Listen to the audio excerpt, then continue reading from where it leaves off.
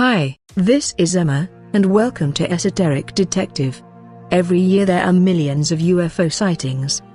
But did you know that there are also UFO sightings in artwork? Recently I was researching UFOs within ancient artwork and I came across some examples which I thought I would share. Stay tuned as Esoteric Detective brings you 6 UFOs in famous ancient artwork. Number 6. The Baptism of Christ, 1710. In this artwork, which celebrates the baptism of Jesus Christ, we can see a disc in the sky sending down its golden rays upon Jesus. It was painted by one of the famous students of Rembrandt, named Geert de Gelder. Some have speculated that it is simply a coincidence that God above looks like a UFO. But the Bible verse from which the painting is inspired describes God as a dove descending. The large disc does not look like a dove, so we can only conclude that the disc was the artist's own interpretation of what God is, which makes it even more mysterious. Number 5. The Madonna with Saint Giovannino. In this painting we can see the Madonna, but in the background, if we look closely we can see a man standing in the background, shielding his eyes, as he looks up at the sky, at an glowing disc. The painting was painted by 15th century artist Domenico Ghirlandaio. Skeptics have said that the object is nothing more than the sun. But if it is the sun, then why is its internal structure silver or metallic in nature, when the sun has been almost always painted as yellow and bright? The shape also does not look like the sun, since it has a disc shape. It makes one wonder if the artist had seen his own sighting. And if so, is this the artist looking up at the sky in the background? His hands shielded, so that he can gain a better view of something truly amazing. Number 4. This tapestry was created in the 14th century, and it depicts the life of Mary. But if we look closely in the background we can see a strange classic disc-shaped UFO, known today as a hat-shaped UFO. It is clearly seen in the background. The tapestry is located in the French Basilica Notre Dame in Buny, Burgundy. Some skeptics have said that it is most likely the top of some kind of building, with the main structure of the building too faded to see. But if so, why is it that the structure is so much higher than the other buildings?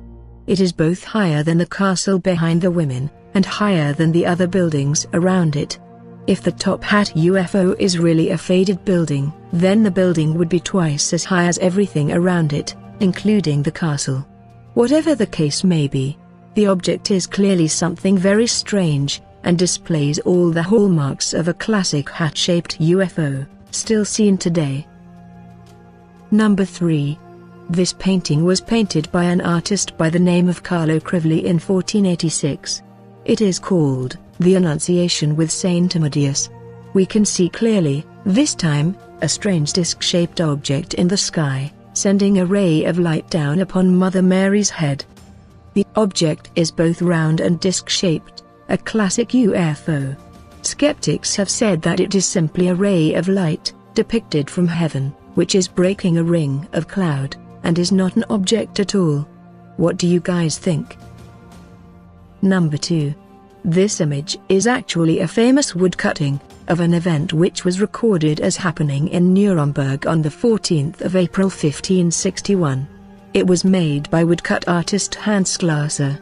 According to historians and accounts of the time, on April 14, 1561, residents of Nuremberg saw what they described as an aerial battle, followed by the appearance of a large black triangular object that crashed outside of the city. According to witnesses, there were hundreds of spheres, cylinders and other odd-shaped objects that moved erratically overhead. It frightened residents who were in fear for their lives. Skeptics have said that it was most likely comets or meteorites. But this does not truly fit the historical account, which states that a large black triangle crashed outside the city. And of course, comets or meteorites do not form symmetrical structures. It is also worth noting that people of the time were not estranged to seeing comets or meteorites. They lived in a time with little to no light pollution, which means that they were accustomed to seeing shooting stars and the heavens above. Whatever the case, All that we know is something truly unidentified happened that day. And we are lucky that someone recorded it for history. Number 1. This image comes from an ancient Eastern text called the Perfection of Wisdom. In this you can see two objects that look like hats. But why are they floating in midair? Also, one of them appears to have portholes on it. The text was created between 100 BC and 600 AD. It is made up of a collection of about 40 ancient texts composed in India. There are, of course, many more examples of UFOs within ancient artworks. History seems to be full of them. Of course, skeptics have said that it is just a case of people seeing patterns where they don't exist.